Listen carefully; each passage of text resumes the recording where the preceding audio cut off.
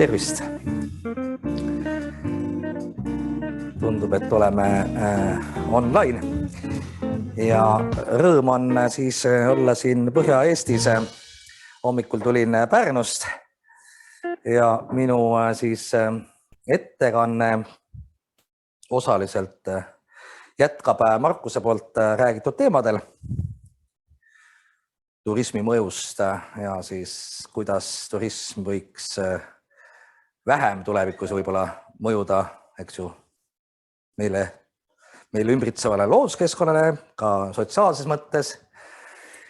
Ehk siis, et räägin jätkusuutlikkusest ja räägin võib-olla rohkem kui Markus siis sellest, mis ma ise teen või mis ma olen teinud ja nagu mitte ainult siis, eks ju, nagu case study või oma Soome praktikast, aga siiski enamus näiteid on mul sealt.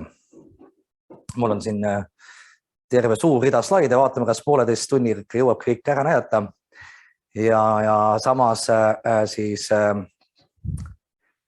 ei ole seda muretki, et mul midagi meelest ära läheb, mis ma olen mõelnud rääkida, slaidid on ees, et igal juhul ma kutsun kõiki üles siis esitama küsimusi, sarnaselt nagu siin esimeses päevapooles, et võite kirjutada siis chatis need oma küsimused.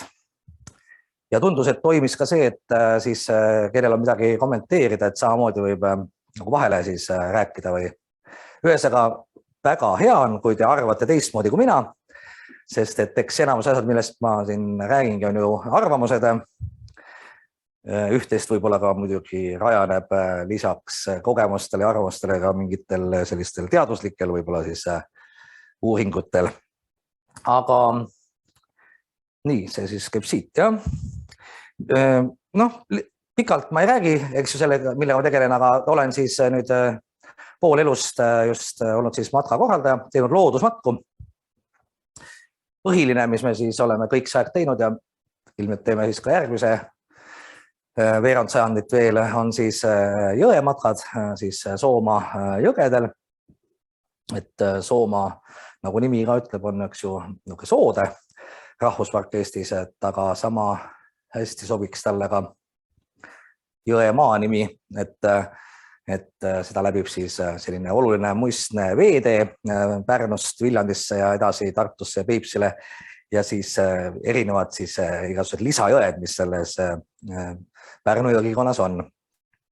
Ja nagu siis on turismis, eks ju, üks põhilisemaid väljakutseid võib-olla selline aastaringsus, siis meie oma selle loodusmatkadega, nende looduselamustega oleme ka üritanud ikkagi selles suunas minna, et meil ei oleks mitte ainult sihuke tipphooaeg, et oleks midagi aastaringselt ja et talvel on siis räätsamatkad, nagu siin juures oleval pildil, äkki ongi eelmisest nädalavahetusest ja samuti siis on meil siis siuksed kelgumatkad mööda siis eelkõige mööda ujutusalasid, et noh, jõe peal võib-olla saaks ka kelgutada, oleme seda ka natuke võib-olla püüdnud, aga see on suhteliselt ohtlik ja ega need olud seal jõe peal ei ole ka väga head, et ütleme mingi selline ujutatud ala, kui ta siis ära külmub, on turvalisem ja ka need jääolud on see aasta nagu super, eks ju, et on selline siis pluss ja miinus ja jälle vahepeal vihma, see on nagu kelgumatka korraldajatele meeldib selline ilm, selline talv. Siin ma olen ju päris vana inimene, nii et aeg-ajalt olengi nagu tagasi kavada, et millal siis midagi hakkas, et tegelikult siis alustasin ka hoopis majutusega, kui Sakus asuv Eestimaa Talupidajate Keskliit tegi esimese turismitalude kataloogi. See on siis seal paremal üleval see pilt, siis me ka emaga enda siis talus, mis asub siis Soomaa rahvuspargi piiril.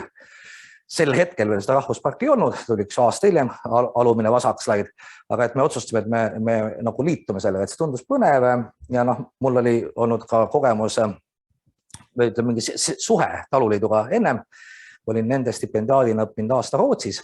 See on see ülepeal vasakpilt 91 ja ütleme siis sellest aastast ma loen, et see oli minu esimene siis reis, mille ma korraldasin ja olin siis giid, vedasin Rootsi klassivendasid mööda Eestit 3 päeva. Muuhulgas langes see kokku sellise toreda ajaloolise siis sündmusega, et kui need rootslased Stockholmist Tallinnast hakkasid tulema, siis nad igaks juhuks võtsid ühendust, kuna siis Stockholmi terminalis näidati, et Jeltsin saab tangi peal Moskvas ja et kas seal Eestis on rahulik ja mõtlesid, et tulge ikka, et on ikka rahulik ja siis kui sõitsime tagasi, siis me nägime neid mitte küll tanke, aga mingisugused selliseid siis tankette või mingisugused roomikmasinaid, mis parasjagu selle pildid sõivad siis Tallinna teletorni juures tagasi Pihkvasse. Aga see selleks. Ja siis jah, kanuud on meil sellest ajast, kui rahvuspark tehti, et osaledes ka ise siis nendel erinevatel nagu rahvuspargi ja seda tulevikku tutvustavatel seminaridel, mida tol ajal korraldas eelkõige Eestimaa Looduse Fond, kes tegi Soomaa rahvuspargi siis sellise kaitsekorralduse eeltöö, esitas selle ministeeriumisse ja sama siis ka Karula ja Alampedja kaitsealadega samal ajal. Nii et sealt siis saadik on see järjest rohkem nagu läinud loodusturismi rütmis. Aga ma arvan, et siit maalt Aikri üks slaid on veel, et ühesõnaga see on jah midagi sellist, mida kutsudes loodusturismiks. Ja ega Eestis on loodus ja kultuur, see on ikkagi ja elulaad on nagu üks tervik ja siis Soomaa puhul on siis siin üks oluline selline osa on siis sellisel kultuuripärandil, mis puudutab ühe puu lootsikute kasutamist ja nende ehitamist. Nii et see on siin nüüd meil värskelt ka üsna kuum teema jälle, kuna ta on siis UNESCO vaimse kultuuripärandi nimistusse kantud. Et ma tulen võib-olla selle juurde ka tagasi, aga tahaksin just teid natuke aktiviseerida ja meil on siin selline vahend, et teha natukene siis interaktiivsemaks meie seda koosolemist, et palun minge siis sellisele lehel nagu menti.com, selline teenus nagu Mentimeeter ja siin Aivar, kes aitab selle manadaga nüüd siia ette, et sealt saates öelda, kes teie olete, kust tulete, seda küsimust tegelikult ei ole, aga siis näidake siis, et kui palju meie seas on majutajad, toitlustajaid, mingid looduspuhkuspakkujaid, giide, see võib olla muidugi ka loodus- või kultuurigiid, äkki on mingid atraktsioonid ka, koolitajad, kas te olete omavalitsusest, riigist, ütleme mingi ametnik mingisuguses riigiasutuses või siis hoopis mingis MTÜ-s tegev. Ja selge, et nii nagu minule, et ka teil võib ju olla erinevaid rolle. Kas me näeme seda ka nagu niimoodi laivis või? Näeme küll, aga hetkel ei ole tulemas.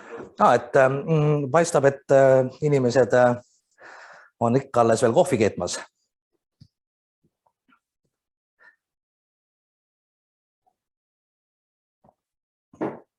Et jah, et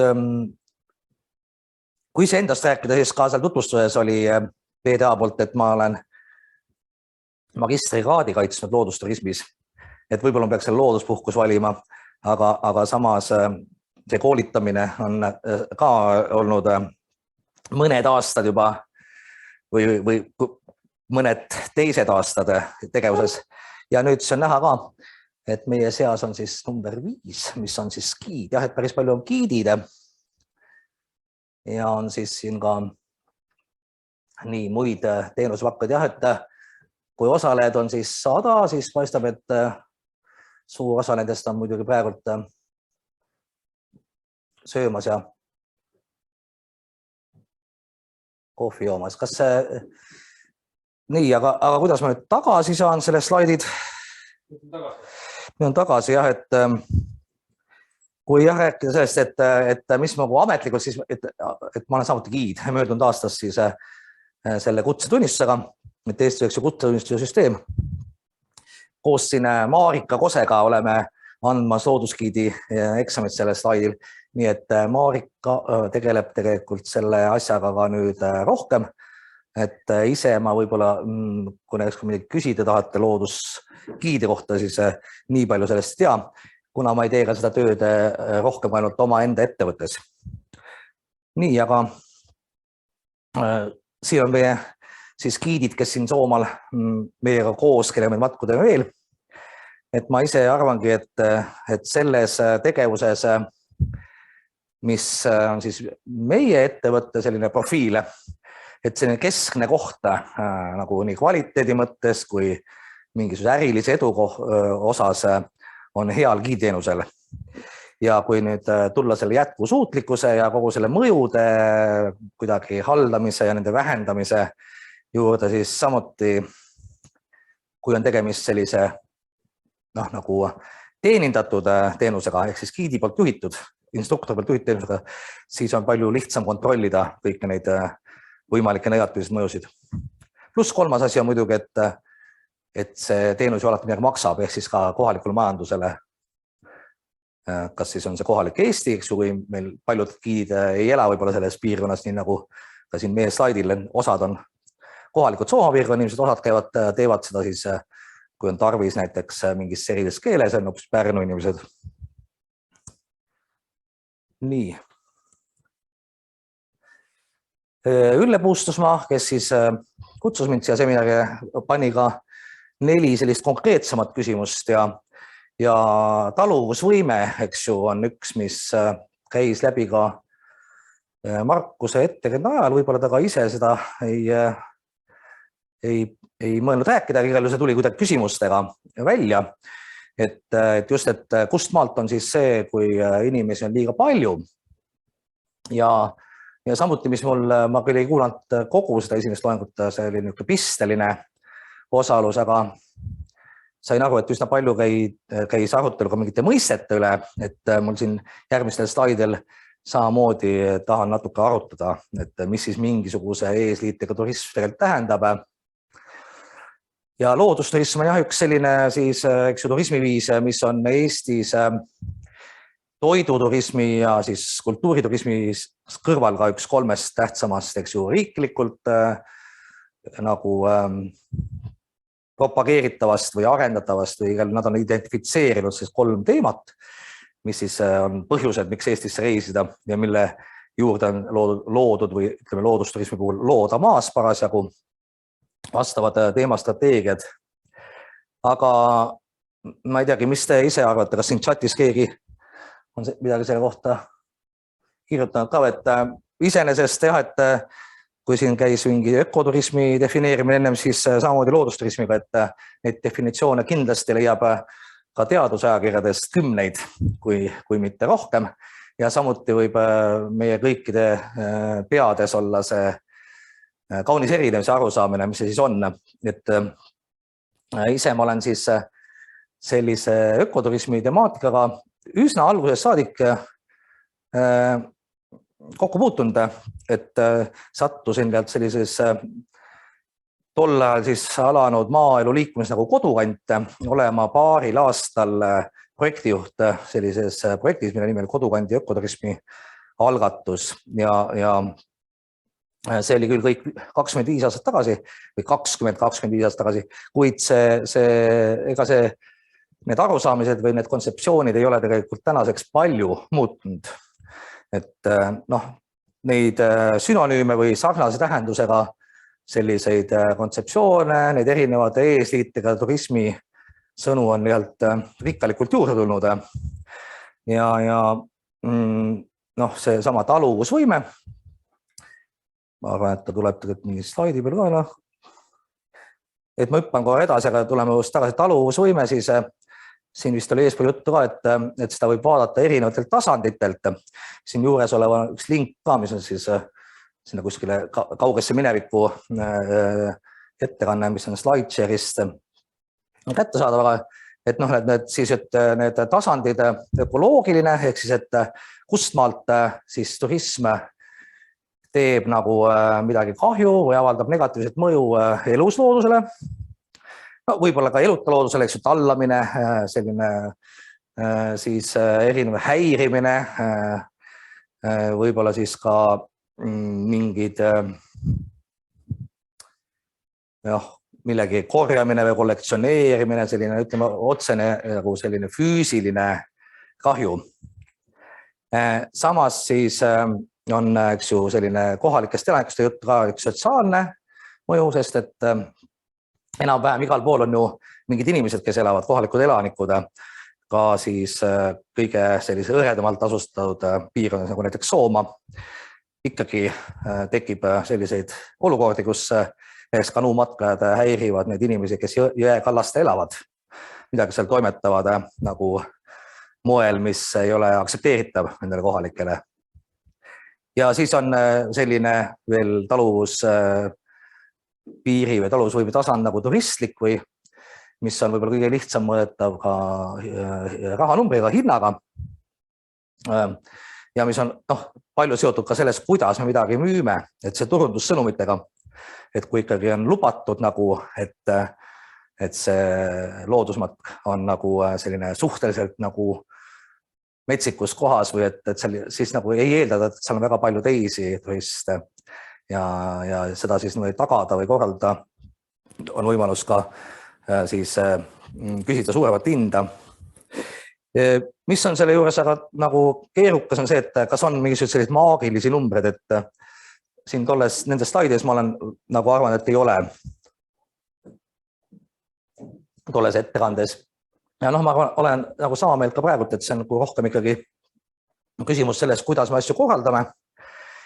Ehk ma juba rääkisin, eks ju, läbi viietest giididest, nende vastutus, nende siis roll, samuti muidugi turistid ise ka, et kuidas nad käituvad. Ja siis ka sõltub, eks ju, millal kuskil käiakse ja mis see liikumisviis seal on just, et kas see on kuidagi suurema mõjuga või mitte, kas või selline asi, kas on motoriseeritud liikumine või mitte.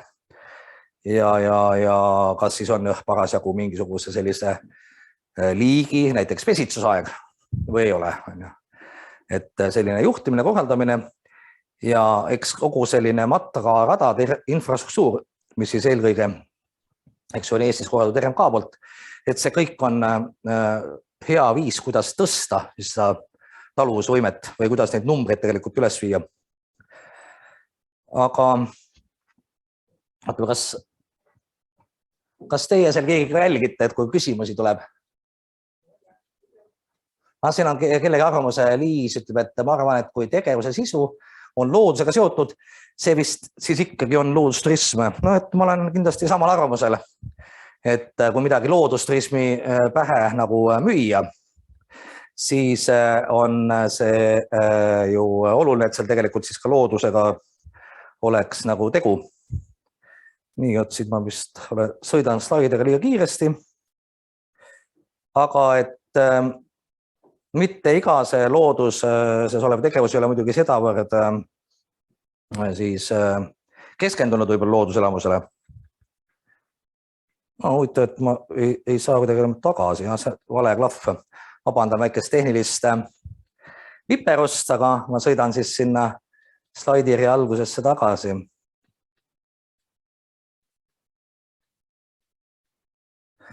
Selles samas nüüd loodusturismi teemastrateegias, mis Eesti Loodusturismi Ühing hetkel just koostab ja töötab välja tegevuskava. Võib-olla infoks, et 1. märtsil on siin samas kuskil Põhja-Eestil, ilmselt kuskil Lahemaal plaanis selline visioonipäev, kus siis seda loodusturismi tegevuskava me teeme ja seal nüüd EAS on ka küsinud, et võiks olla see võimalikult lai. Ehk see, et lisaks sellistele kitsalt looduses pakutavatele matkadele või loodusvaatlusele ka nagu sellised tegevused, kus kohas võib-olla see fookus ei ole niivõrd loodusel, looduse nagu elamusel, kui et loodus on see keskkond, et kõik, mis toimub siis väljapoole nagu tehiskeskkonda. Ja on siis terve rida igasuguseid nagu mõisteid seoses selle jätkusuutlikkusega, seoses ökoturismiga, et jätkusuutlikkust EAS-i turismiarenduskeskus nüüd eelistab ka, et kasutada sõna kestlikkus selle asemel, nagu siis on need sünonüümid, kestlikkus, jätkusuutlikkus ja tegelikult ka säästvus. Ehkki see säästvus seostub võib-olla rohkem mingisuguse odavreisidega ka tarbijale. Oluline ongi see, et kellega me räägime. Et kui me siin nüüd räägime mingil seminaril, me oleme kõik mingid turismi asjalised, siis meil on võib-olla rohkem arusaamine mingitest terminitest, mingitest kontseptsioonidest aga paraku, kui on see suhtlus kliendiga, siis tuleb lähtu sellest, et kuidas klient sellest aru saab. Ja kliendi jaoks võib-olla ongi olulisemad mingisugused muud siis sõnad kui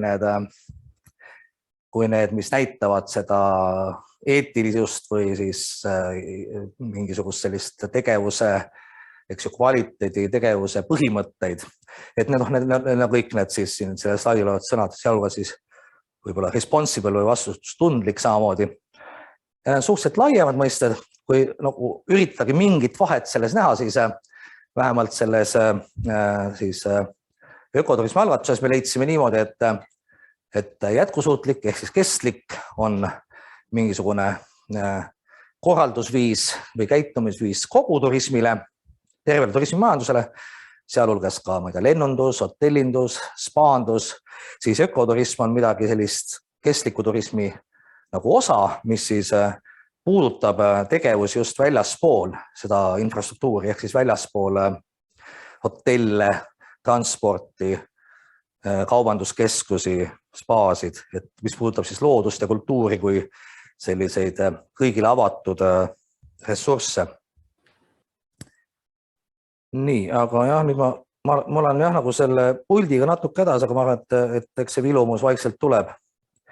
Üks selline huvitav fenomen selle sama kestlikkuse või loodushoidlikkusega, just nimelt siis loodushoid on sõna, mida on kasutatud Eestis kõige kauem ja kasutatud palju siis varem, kui kogu selline keskkonna probleemide maailmas esile kerkisid. Enne seda, kui mingisugusest jätkusuutlikkusest üldse keegi on osanud mõelda ja mis on selle juures muidugi huvitav ja võib-olla natuke juhus, et need loodushoid ja turism on olnud siin nagu ühes ja samas organisatsioonis koos.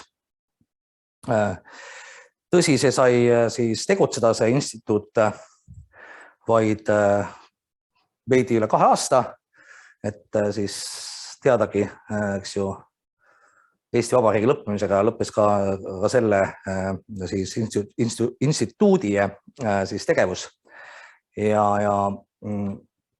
vaadata, et kas teid on siin rohkemgi kohal, et ma mõtlesin, et ma küsin, ei ole ka veel see küsimuse koht. Okei, aga teeme selle ära, et see on mul üks mentimeeter veel, et kui juba tuli pagan küll.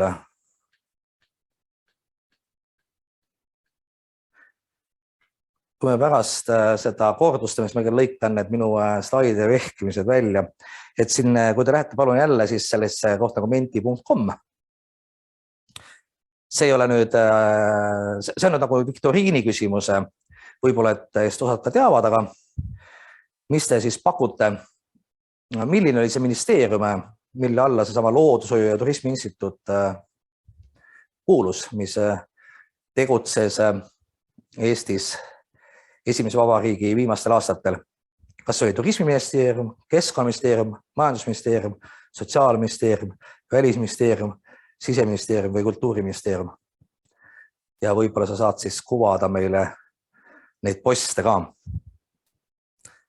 Nii, pakutakse Kultuuriministeeriumit, pakutakse ka Keskkonnaministeeriumit.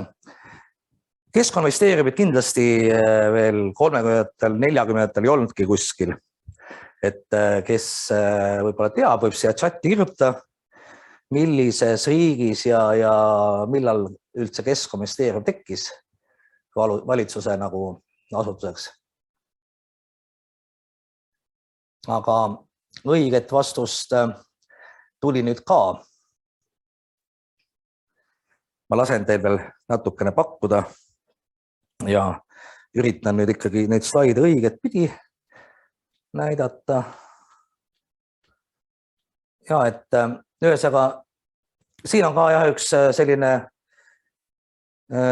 foto paremal pool Paul Eagles, üks suurema siis oma selline kogu see teadusartiklid loodusturismist kirjutanud Mart Reimann, kes on siin ka nagu kuulajate seas kindlasti teapooli ja kui tema ja ka mitmed teised välismaa tuttavad, kes on siis nagu natuke teoreetiliselt kogu selle jätkusuutlikkuse, jätkusuutliku turismi ja teema koos, nende jaoks on alati väga suur üllatus, et kuidas saab olla niimoodi, et enne teist maailmasõda Eestis mingi selline siis organisatsioon juba toimis ja neid asju nähti nagu koos turismi ja siis loodushoidu.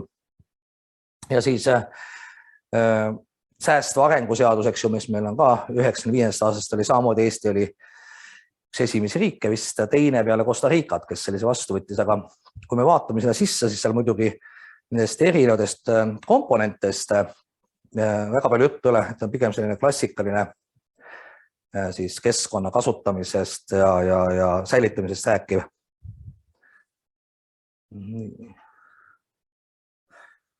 Ja Eestis on siis ka, kui see asi tuli, pakutud sellist nagu tugiv, aga et tugiv või siis ingliskeelne otsetõlge, sustainable, need ei ole nagu kasutusse saanud.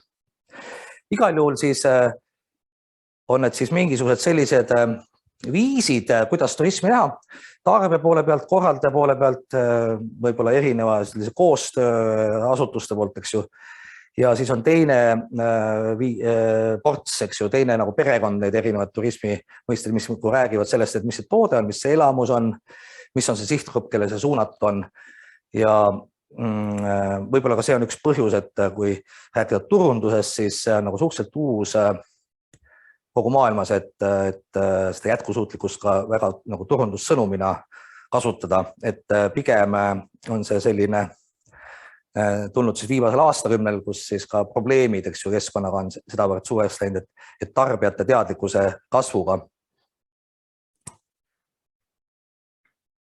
Nii, aga jätkusuutlikkusel on siis jah, nagu 3 komponenti, mis oli siin eespool ka jutuks ja tihti nähakse seda nagu ideaalset osa mingi tasakaaluna, et oleks siis loodushoitude, et oleks kohalikud rahul, neid ei häirita, et nad samas oleksid kaasatud, võib-olla saaksid ka osa sellest, et selles mõttes seda sotsiaalset ja majanduslikku vahelist vaadatakse koos ja tuuakse eraldi kultuur kui komponent. Aga et üks põhimõtteline nagu selline probleem sellise diagrammiga on see, et need asjad suhestuvad nagu nad oleks eraldi. Ja et kus siis tasakaal on, päris elus pigem ikkagi vähemalt Eesti kontekstis me oleme harjunud sellega, et lassiga kõigepealt me saab majandus korda, et siis vaatame, et kas me ka nagu saame hakkama selle loodushoiuga, et nende mingisuguste mõjudega, mis loodusel on, või samamoodi siis nende mingisuguste negatiivsete nähtustega, mis puudub kohalike elanike või ütleme selle turismitulu jagunemist koha peal. Et sellist siis mudelit, mis on nagu siis päris elus suhteliselt tihti nagu esinev, kutsutada siis Miki hiire jätkusuutlikkuseks, ehk siis see pea nagu suur ja väikesed kõrvakesed. Ja kuidas võiks neid 3 komponenti ka vaadata, on siis, et nad on ikkagi jah, omavahel sõltuvuses, aga et need sõltuvus on siis nii, et on siis mingid aspektid, mis on nagu nii-öelda annavad aluse või kus on nagu mingid piirid, ka Markus rääkis planeedi piiridest, ehk siis, et lõpmatu majanduskasv ei ole kuidagi võimalik lõplikus ruumis, lõplike ressursside juures ja selle lõplikul planeedil. Ja et kõik need siis ökoloogilised piirid, mis oli sellel planeedi piiride diagrammil vist mingi 10 tükki, et need on kõik siis meil, mis juba rohkem, mis vähem tänasel hetkel nagu küllastunud ja juba ületatud. Ja et siis see sotsiaalne osa siis ka sellest jätkusuutlikkusest peaks mahtuma selle sisse, ehk et inimesed näevad seda enda vaatevinklist ja meil on omad mingisugused vajadused. Aga siis majandus, et see on ainult tööriist, et see on siis see vahend, kuidas neid sotsiaalseid siis eesmärke saavutada, arvestades nende looduslike piiridega, mis meil on. Ja see kõlab kuidagi terviklikumalt, vähemalt mulle. Aga paraku ka kui neid värskeid strateegiaid tehakse, siis me ikkagi näeme mingit sellist maagilist ihalust nende komponentide tasakaalu mõttes. Et mida rohkem siis muidugi muutuvad kriitiliseks need keskkonnaprobleemid meie ümber, siis selline siis arusaamine sellest tervikust jõuab rohkemate inimesteni. Sama siis nende ÜRO säästuarengu eesmärkidega, et väga lihtne on siit noppida välja mingisugused 4 või 5 või 6 eesmärki, eks ju, tegeleda nendega ja nagu olla selle üle uhke. Samas, kui neid vaadata süsteemsemalt, siis samamoodi on siin teatud eesmärgid, mis puudutavad looduskeskkonda, eks ju, planeeti Maa või biosfääri, ja siis on terve rida neid meie heaolu puudutavad ja siis ka neid majanduse siis eesmärke.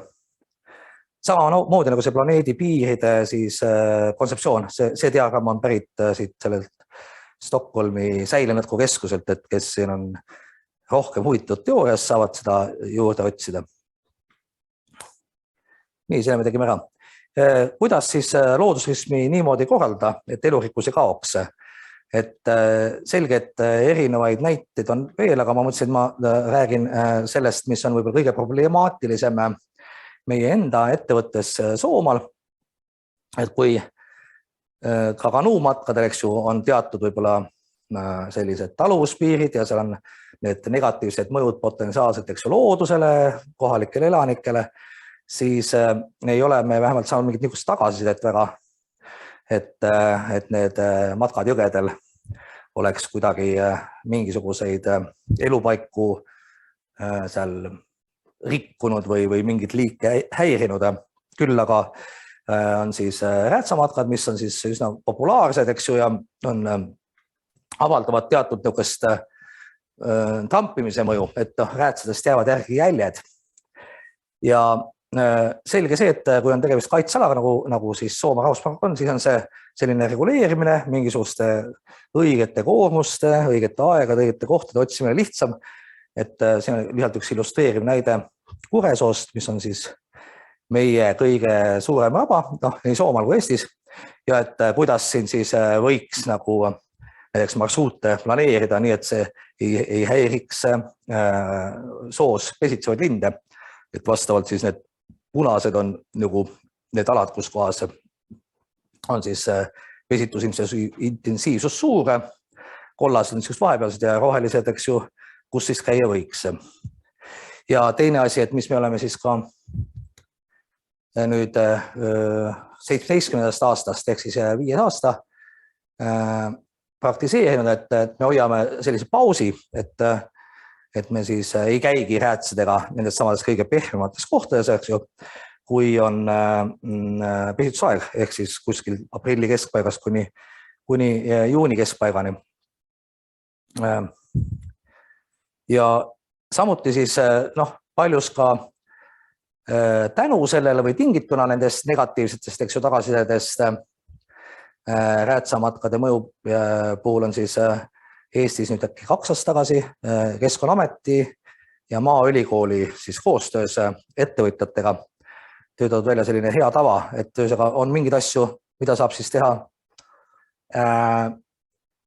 nagu mingid probleemid, mida saab lahendada, eks ju, mingite piirangutega riigi poolt, mingites määrustesse või kaitsekorralduskavadesse konkreetselt kaitseala puhul viia sisse mingid tingimused.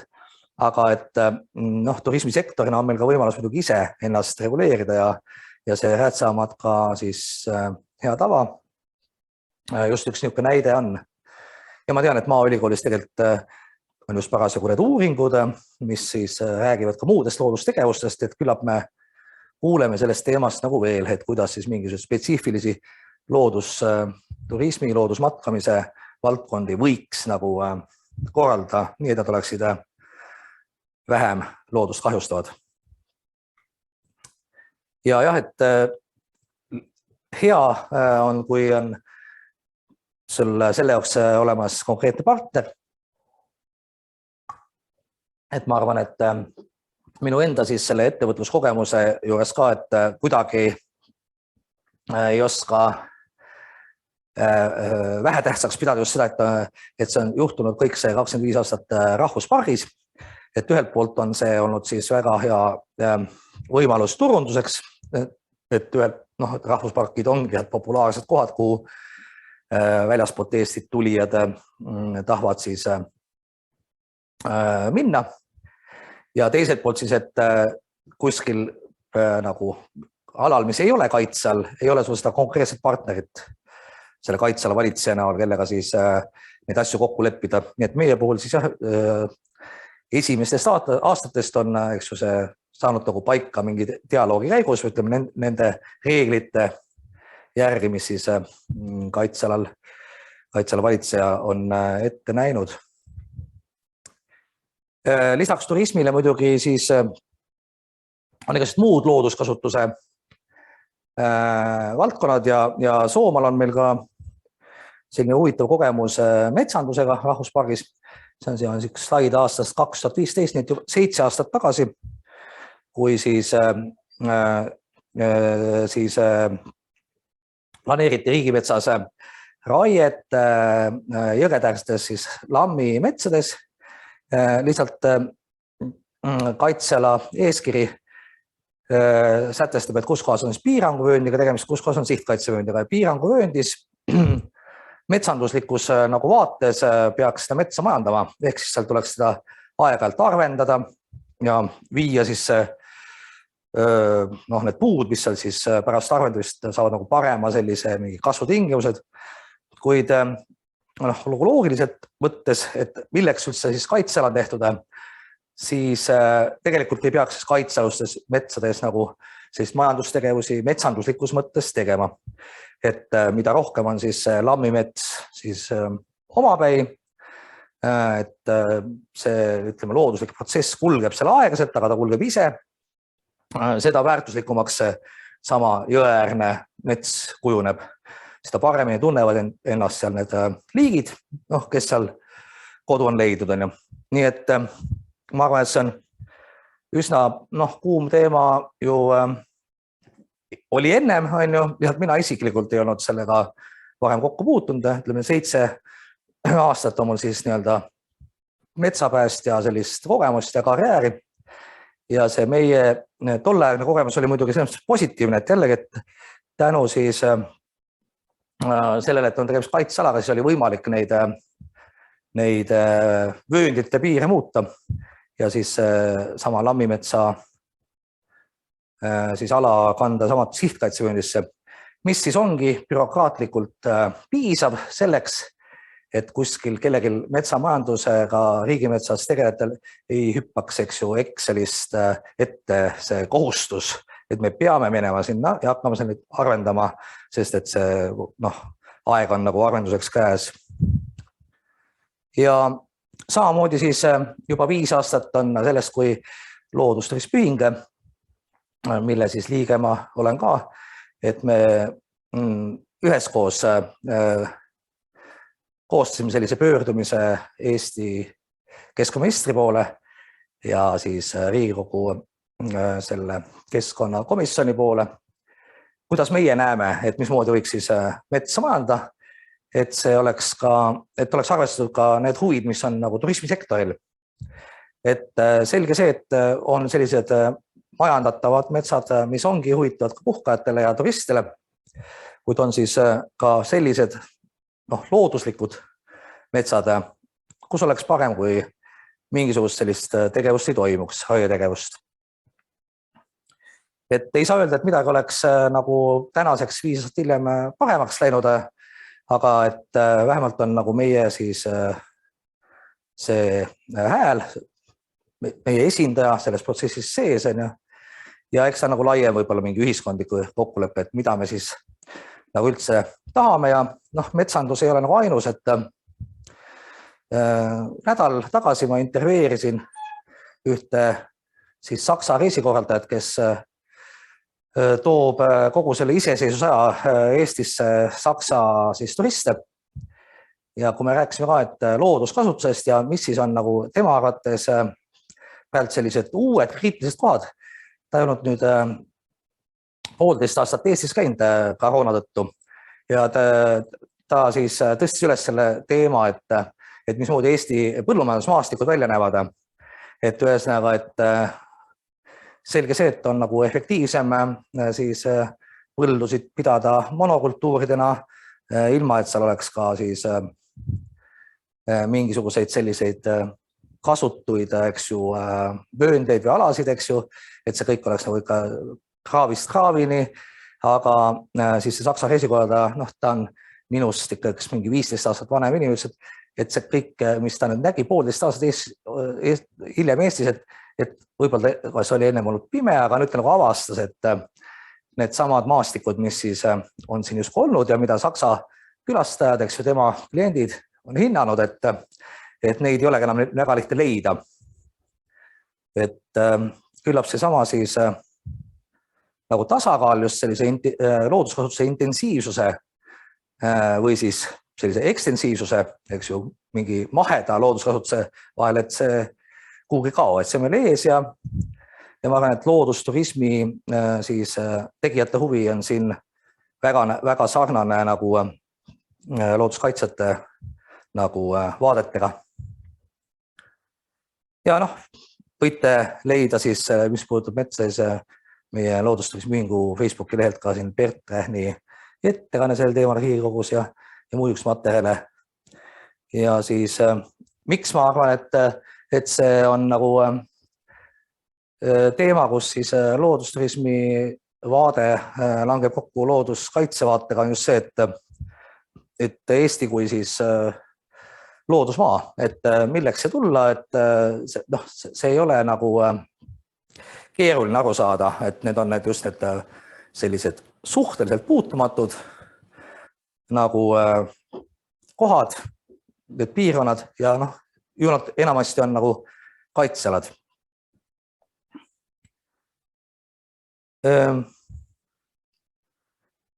Ma tõin siia välja paremale poole, et ka EAS-i juht, kes vist teatavasti nüüd ametit on maha panemas, et tema, kui ta siis 2 aasta eest just vahetult enne koroonat tuli, sellele postile asus, siis ta tegi vastava avaldusega. Üldiselt ma ei näe, et nagu väga palju valitsuse tasemel või siis ka riigiasutuste nagu tasemel seda diskussiooni peetakse. Poliitikute puhul ka samamoodi nagu lihtsam on nagu nendest kuidagi üle minna, näiteks ka valimisprotsessides, vaid tegeleda, eks ju, põletavate asjadega ja ega ka täna, kui me ütleme, et meil on selline kobarriis, siis taaskord on need looduskaitse või ökoloogia teemad kuskil nii-öelda varjus võrreldes nende ülejäänud kuumade teemadega, mida me kõik teame. Nii et eile oli eks esimene lugemine, täna on teine lugemine, et üks niisugune siis värske kuum teema, kalda kaitse siis või kallaste ja randade vööndi vähendamine.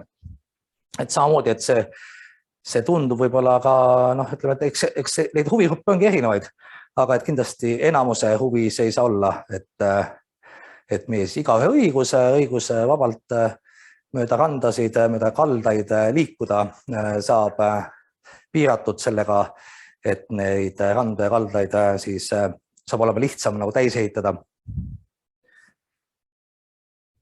Kui siis teil on mingid eriarvamused, siis muidugi võib siin mingi diskussiooni koht tekkida, aga ma ei tea, et praegu oleks. Tegelikult võib-olla te seal aitate siis, et kui keegi tahab sõna võtta, siis ekka. Jah, siis mis puudutab seda jätkusuutlikkust, siis ma olen juba korra siin kiitnud, kui lihtne ja hea on tegutseda kaitsealal, et siin on siis terve rida neid erinevaid ka turismi puudutavaid skeeme, osad neist rohkem nagu looduskaitselised, nagu tähtsate linnualade direktiiv või siis Ramsari, eks ju, märgalade konventsioon ülemaailmne või siis Natura 2000 Euroopa kaitsealade raam. Aga ülejäänud siis pigem sellised just otseselt turismi puudutavad, et 2009. aastal siis Soomaa rahvusparki sertifitseeriti sellise üle-euroopalise organisatsiooni poolt nagu Banparks.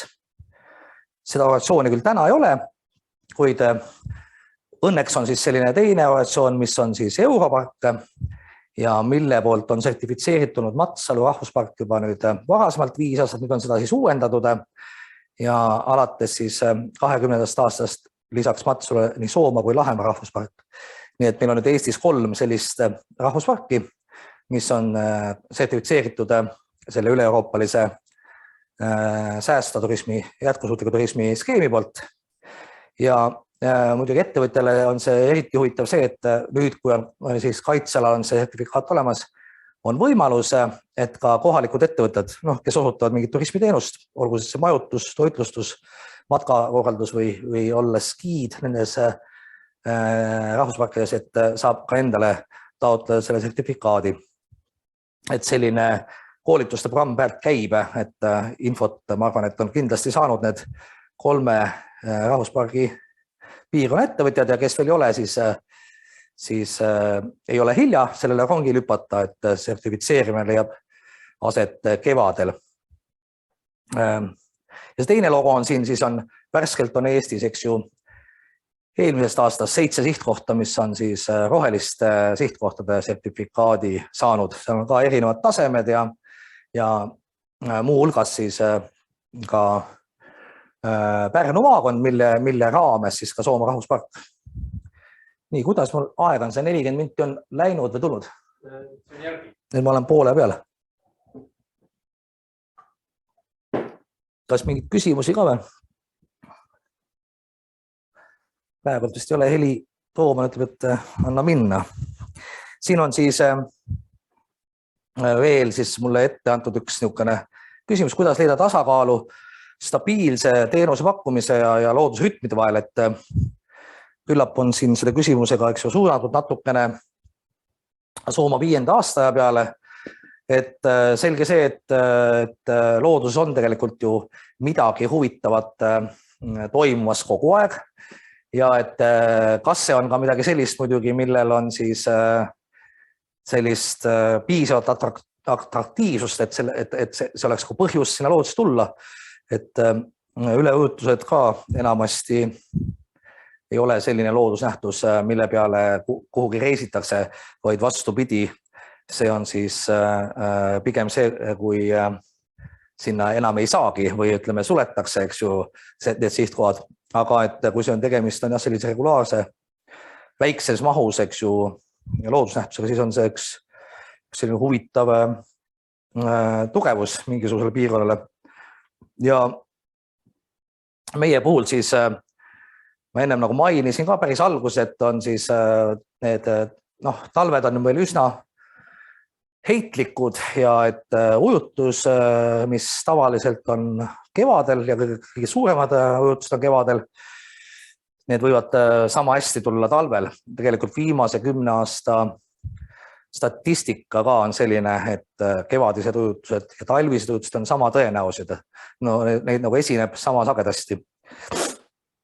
Ja olenevalt talvest ja olenevalt millisest talvekuus, aga et see võib siis juhtuda, et see ujutus ka külmub kohe ja tekivad sellised looduslikud liuväljad nendele samadele jõeäärsetele lamminiitudele.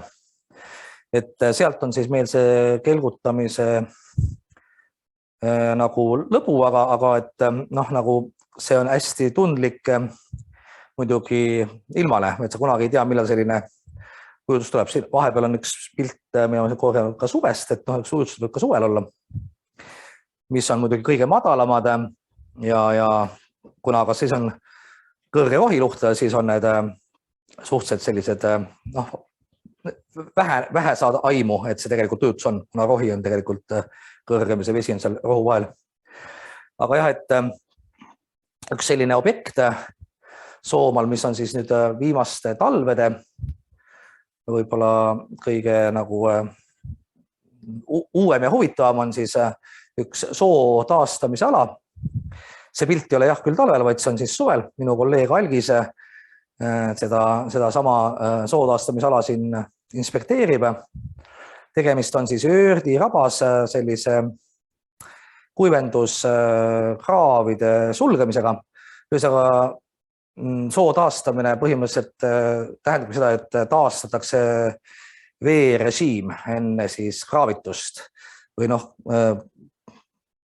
ehitatakse ette paisud siis olemasolevatele kraavidele. Ja need kraavid loomulikult on ju inimese poolt tehtud.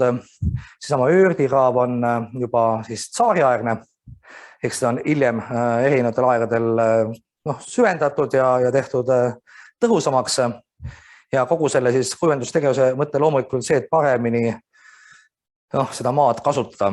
Eks ju, me teame kõik Tammsaare lugu, Tõde õigus ja et see põhiline Eesti inimese selline suhe loodusega oligi looduselt seda metsikut maad endale teha viljakamaks, siis nii põllumaaks kui ka tegelikult, eks ju, metsa paremini puitu tootvaks, siis juba siis mõned aastakümned on isegi mitte metsade kadumine, vaid just märgalade nagu hävimine kõige suurem probleem, kui võrrelda erinevate maastike hävimist. Nii et ka Euroopa Liidus siis selline soode kuivendamine, soode siis niisutamine või kuivenduse nagu kinni panemine paisudega, et see on selline ametlik, eks ju, poliitika ja lisaks siis just Eesti enda poolt eraldatud rahadele toetakse neid tegevusi Euroopa fondidest. Põhiliselt siis Soomaa puhul RMK on tegelenud ehitusena sellised suured tammid, see Öördi puhul on tegemist üldse Eesti kõige pikima tammiga, mis paneb siis kinni sellise suure ala ja kõik see ala nüüd on muidugi siis ujutatud aastaringselt. Nii et selline mets muidugi, mis on sinna tekkinud tänu kraavile, nüüd ühel hetkel kuivab ära, nii et kes seal on viimasel 2 aastal käinud, siis teab, et seal saab kelutada ja siis uisutada talvel. Muidugi sellist jääd, kui on kõik see samblik seal all näha ja seda on ainult enne, kui tuleb lubi, et selle ajastamine ei ole lihtne, aga et kuna need kelgud on siis üks plastmass suuskadega, et siis ta selleks kõvaks võistatud lumes seal radadel saab sellega liikuda. Ja muidugi jah, see aastaringsus on probleem, eks ju, turismis üldtuntud, aga et lisaks siis, eks ju, võib-olla nende mingite veerežiimist tulevatele Soomaa oludele, et me oleme üritanud ka korilusturismi arendada. Siiani võib-olla see ei ole nagu midagi sellist, mis majanduslikult ka väga ära tasuks, aga vähemalt teema, mida siis sügiskuudel nagu kasutada selleks, et sellist sihtkoha kuvandit luua. Ja ma olen seda vist juba öelnud, et 9 minutit on päris pikk aeg, et ma kipun hakkama ennast kordama, et ma arvan, et parim asi, mis ma räägin endast kui loodusturismiettevõttest, et parim asi, mis minul juhtuda sai, oligi see, et selles samas kandis, kus meie talu on ja kus kogu see turismi ettevõtlust ma olen teinud, on see, et loodi see rahvuspark. Ja et Eestis meil on jah selline siis hea mitmekesine see rahvusparkide võrgustik.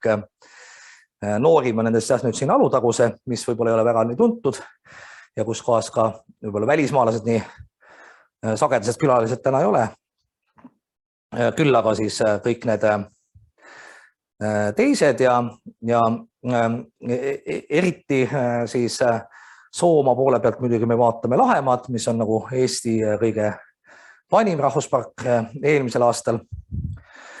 Tähistas oma 50 aasta loomist, kuid võib-olla vähetuntum on see fakt, et siis sel aastal, 2022. aastal, nii Soomaa kui Lahemaa, kui siis kohanimed või kui piirkonnad, eks ju, kui mingisugused Eesti kohad tähistavad 100 aasta möödumist oma esmanimetamisest. Et teatavasti ju selliseid mingisugused kultuuripiirkondi ega administratiivseid piirkondi Eestis pole olnud. Soomaalasi või lahemaalasi mingisuguse etnosena või siis ka vastavaid kihelkondi. Et esimest korda siis, kui selline loodi siis Eesti maastike jaotus. Varem polnud keegi üritanud Eestit looduse põhjal jagada, siis selline Tartu Ülikooli geograafia professor nagu Johannes Gabriel Krane, kes koostas 22. aastal Eesti loodusmaastike jaotuse, tema siis muude huvitavate kohanimede kõrval esimesena tõi kaardile ka Lahemaa ning Soomaa. Nii et võib-olla jah, terves Eestis mitte nüüd nii märkimisväärne juubel ja sündmus, kuid Lahemaa ja Soomaa turismiettevõtetele vast ikka. Nii et üheks selliseks huvitavaks küsimuseks on see, et kes need siis nimed siis välja mõtles. Et kes oli see inimene, kes nimetas esimest korda Lahemaad Lahemaaks? Või kes oli siis Soomaa, risti isa või risti ema? Et võib ju muidugi lihtsalt vastatagi, et see oli see Johannes Gabriel Krane, kes selle kaardi joonistas, aga see Krane oli Soomest ja ta oli rootslane. Et kas ta ikkagi neid maakeelseid kohanimesid ise välja mõtles. Et tänaseks igal juhul selle küsimusele, see küsimus ongi õhus, et mina ei ole vastust saanud, kui keegi teab, võite siia chati kirjutada. Nii, et nii palju siis sellest hooajalisest, et ega mingit võluvõtit ma kokkuvõttes võib-olla seal ei oska esile tuua, et kõik piirkonnad on erinevad ja oluline on võib-olla jah vaadata, et mis need eripärad on, aga et samas ka koostöö teiste ettevõtetega on tihti selline asi, mis on ka klišee, aga et kui omavahel kliente nagu vahetada, siis ka võib-olla võimalik see lihtsamini see.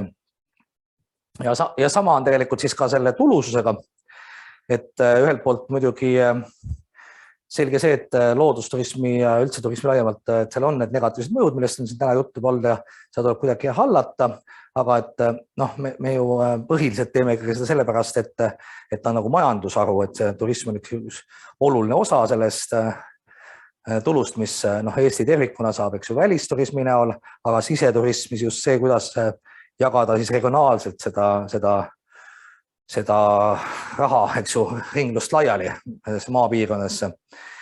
Ja oleneb muidugi vaatenurgast, et sinna lihtsalt kurioosum ma selle kohta mentimeetrit ei teinud, et mis teie arvate, kas Eesti edu on siis loodusturismis või just Eesti edu ei ole loodusturismis, et see oli natukene võib-olla provokatiivne artikkel ka minu poolt vastuseks proua presidendi artiklile Eesti loodus. Tegelikult oli siis mitte tema artikkel või intervjuu peatoimetajaga.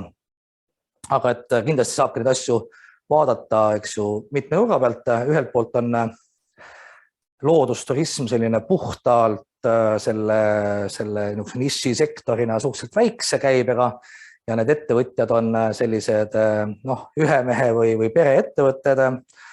Väga suur osa Eestis, nendest üldse osalise mingisuguse töö koormuse annavad inimestele.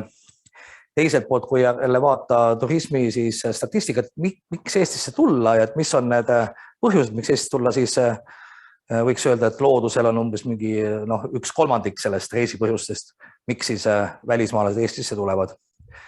Ja selge see, et nüüd need ajad seoses pandeemiaga ei ole olnud turismisektorile lihtsad, aga et pigem on see niipidi see muutus, et looduse osatähtsuse reisipõhjusena Eestisse pärast pandeemiat, ütleme nüüd see turismi taastumisel, milline iganes see taastumine siis on, ainult kasvab, et kuni meil on siis loodusturismi ettevõtted ja kuni on ka neid loodusmaastikke, neid looduspaiku ja neid põhjuseid, miks siia tulla, siis me saame seda riigina tervikuna kindlasti oma turismis kasutada. Ja siis Illar Metsa vaade ka sellele, kuidas siis Soomaal majanduslikult meil see asi paremini toimib. Et põhiline ma arvan ongi see, et neid teenused, mis me pakume, et ei ole mõtet siis pakkuda võimalikult nagu odavalt, vaid vaid see hinnakujundus peab sisaldamagi kõiki kulusid ja et olla nagu hindade osas parem siis seal ülevalpool otsas. Ja eriti võib ju oodata, et nüüd kõik need meie igapäevane tarbimine, need igapäevad, eks ju, vajadused, mida me tarbime, et need muutud kallimaks. Nii et eks siin ka turismisektoris võib-olla mingi hinnakorrektuurid on ees. Ja koostöö, eks ju, sellest võiks ju palju rääkida ja see ongi natuke nagu võluvõtiga asja peale, et kus kohas see Eestis see koostöö nagu parem või halvem on ja et võib-olla ka need näited, eks ju, ajas nad muutuvad.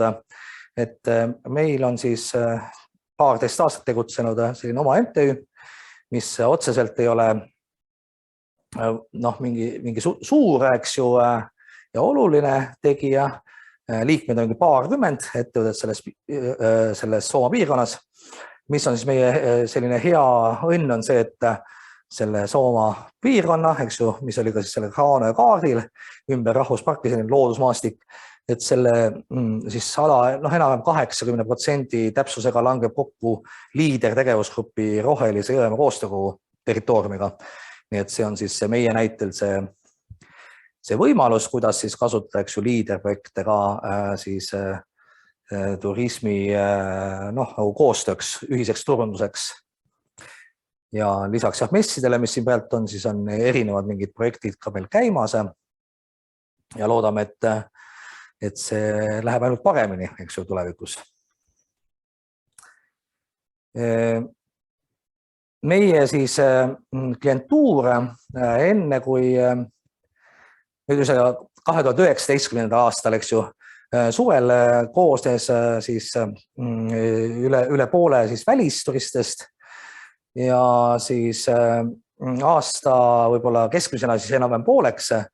Päris selge, et nüüd tänasega on see teistmoodi, et nii nagu igal pool, siis on ju välisturism ära kukkunud ja 2020. aastal meil vast oli see kukkumine 5 korda, ehk siis, et nendest välisturistidest oli alles 20% ja kahjuks ka eelmine suveperiood, suvehooaeg ei olnud parem. Et see õppetund sellest pandeemiast ongi võib-olla see, et kuidagi me väga optimistlikult loodame, et kohe-kohe nüüd ta saab läbi, et seda me lootsime, eks ju, 20. aasta siis, ma ei tea, varakevadel, et küll nad augustis ikkagi juba kõik on täpselt samamoodi nagu aasta varem augustis ja nüüd siis jõuludel 20. aasta, et järgmine aasta kindlasti on sama, mis 2019. Tegelikult me oleme näinud, et see ei ole nii, et tundub ka siis, et 22. aasta tegelikult neid eriti palju rohkem ei oodata kui varasematel aastatel või siis kui siis natuke rohkem. Ja samas, et jah, need üldised kriisid kindlasti ka ei aita kuidagi selle turismi taastusel kaasa, et ega need Hollandi või Belgia või Prantsuse, Hispaania loodushuvilised ka sellepärast ei tule suurema mingi huviga Eestisse, kui siin samas näiteks ligiduses mingisugune sõjakolle peaks puhkema. Et pärit on nad jah siis olnud, eks ju, siis üle maailma. Euroopa muidugi domineerib, aga ka Aasia ja ütleme, et kaugemad siis turud, ütleme, kus siis ingliskeelse publikuga, Lõuna-Aafrika ja Uus-Meremaa, Austraalia, Kanada, Ameerika Ühendriigid. Väga eksootilised on muidugi inimesed, kes tulevad kuskilt Ladina-Ameerikast või ütleme Aasia vaesematest maadest. Ja põhiline, mis me siis, eks ju, oleme teinud selle turisti leidmiseks on turundus, mis võiks siis kuidagi üldiselt nimetada internetiturunduseks, et siis erinevad kanalid, nii Visit Estonia, meie enda veebileht, siis piirkondlikud nagu Visit Pärnu ja siis need rahvusvahelised, eks ju, suuremad mingid võrgustikud, ütleme Booking.com matkade puhul ei ole siiamaani väga toiminud, aga TripAdvisor võib-olla kõige olulisema ja erinevad sotsiaalmeediakanalid. Ja samuti muidugi siis jah, et koostöö, eks ju, ajakirjanikega, meediaga. Et kuna siis jah, et tegemist on sellise ikkagi huvipakkuva piirkonnaga ja need erinevad siis Soomaa siis põnevamad loodusnähtused ja võib-olla ka siis seos selle suure veega siis see ühepuulootsikute, eks ju, kultuur, et need on piisavalt põnevad, et ka suuremad mingisugused meediaväljaanded sellest kinni hakkavad ja aeg-ajalt ühtest sellest siis kirjutavad. Põhimõtteliselt siis siin need veebilehed, mida ma ka nimetasin, et selline siis teema ka võib-olla nagu siis need online travel agency'd või OTA-d, et nende kaudu siis müüki meil oleme üritanud, aga põhimõtteliselt olulisemaks on ikkagi selline seni vähemalt olnud klassikalised reisikorraldusfirmad, mitte need online siis reisikorraldajad ja üks võib-olla suuremaid siis on jah, nagu Marco Polo. Enne pandeemiat tõi siis iga kuu 2 gruppi noori siis saksakeelseid kliente, need on siis spetsialiseerunud, eks ju, sellisele turule, mis on siis just nagu aastates, nagu siin kaane pealt ka näha, 20–35 vallalised inimesed ja üheskoos siis tulevad loodusreisidele ja nad siis kombineerivad siis, eks ju, Eesti erinevaid looduspiirkondi, saared, Põhja-Eesti ja vist midagi ka Lõuna-Eestist ja siis erinevaid tegevusi, et lisaks siis räätsamatkale ja kanuumatkale Soomaa puhul käivad nad ka kajakiga sõitmas, istuvad karuonnis, sõidavad ratastega, need paketid natuke erinevad. Ja talve siis tootearendus meil jäigi nagu vähemalt seni toppama, et seda kogemust ei olnud, aga ütleme sellised siis need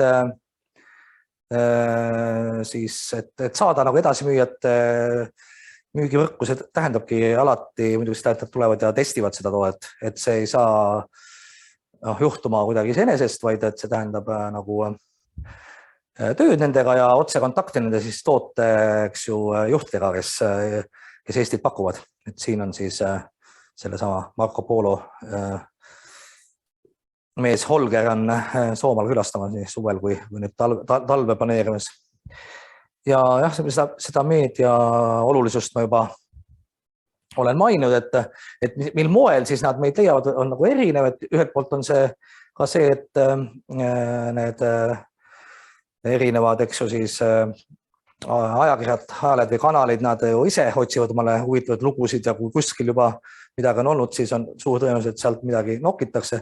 Samuti, eks ju, tegelevad süsteemselt sellega siin EAS-i turismiarenduskeskuse inimesed, et Eestisse tuua välismaa ajakirjanikke ja mingi osa nendest siis vahel jõuab ka siis, eks ju, läbi siis selle sama EAS-i kontakte Soomale.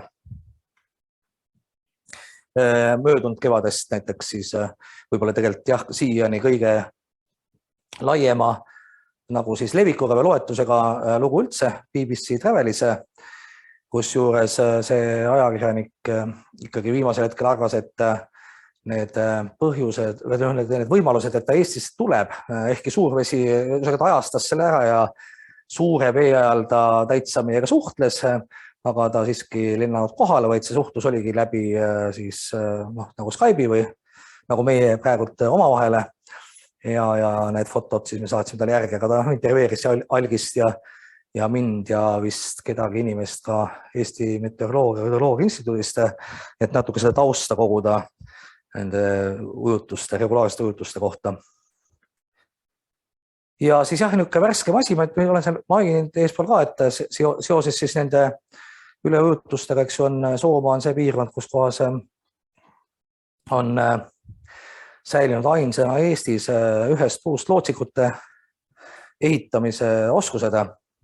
Et 100 aastat tagasi oli seda veel 2 Eesti üleujutuspiirkondas, siis Kasari jõe alamajooksul Matsalu lahekandis ja siis Emajõe ja Ahjajõe nagu Ahjajõe suumise piirkond Emajõkke ehk siis ütleme laias laastus Emajõe Suursoo kant.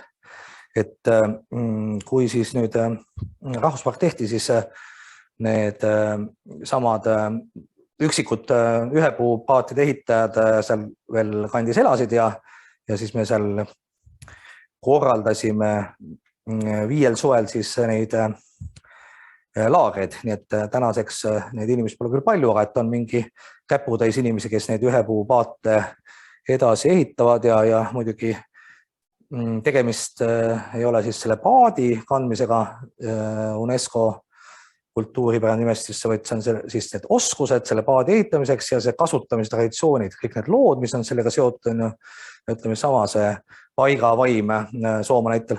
Nii et kui Eestis see siis viimati kanti sinna suitsusauna traditsioon,